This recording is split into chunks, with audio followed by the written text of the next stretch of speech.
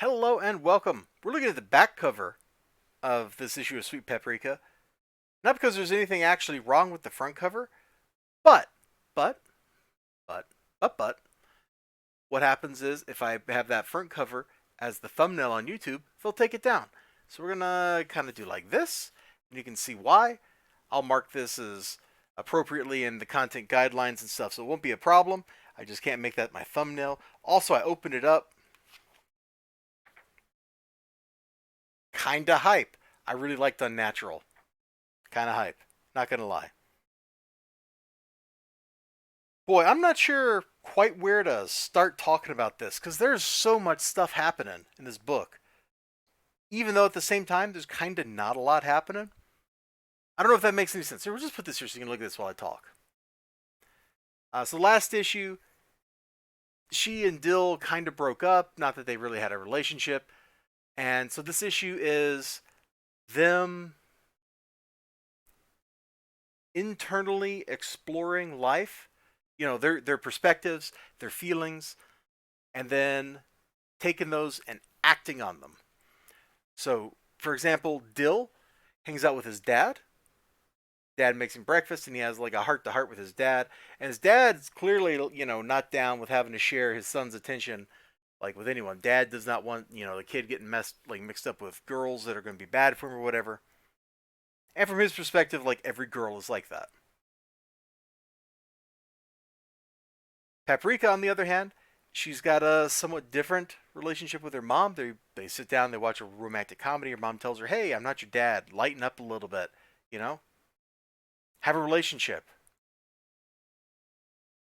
And so those two perspectives collide in this issue, and the results are heartfelt. We end on a cliffhanger, of course. Like, what story doesn't end on a cliffhanger anymore? And we used to be able to tell stories in a single issue, from A to Z or whatever, and we reserve cliffhangers for multi-part stories. But I guess every story is a multi-part story these days. So here we are, living in the cliffhanger world. So what do I like about the book, right? Like, that's what you're here for. What do you like? What sucked? Well, I liked everything about this book. It's very charming. It's very sweet. The art, like, you go from like super stylized, like cartoonish things to some really like genuine, normal looking art. Like, look at that. It's cute. And that's just kind of how. Yeah, here's Dill talking with his dad right here. See, I told you it was in here. Then you flip over after their thing, and there's Paprika and her mom having a very similar sort of heart to heart as Paprika, works through her emotions. See, there was a cute little. Where's Bean at? Come on, where's the dog? Where's the dog? Where's the dog? Oh, I must have passed it up. Well, nope, can't show that page. There's a few little things in here that I definitely can show. And here's one of those like super exaggerated looking panels. It's absolutely fantastic. I love that the art. Let's put that like that.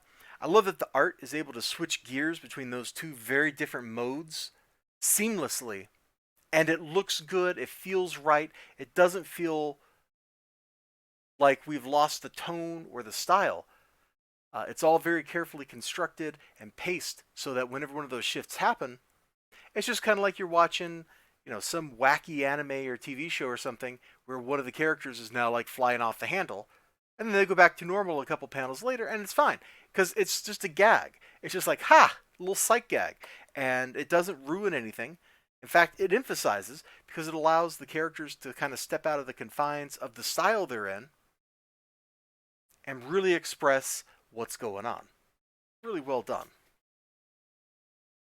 Now, the cover is a little bit of a spoiler, and we're going to stop at the staple here.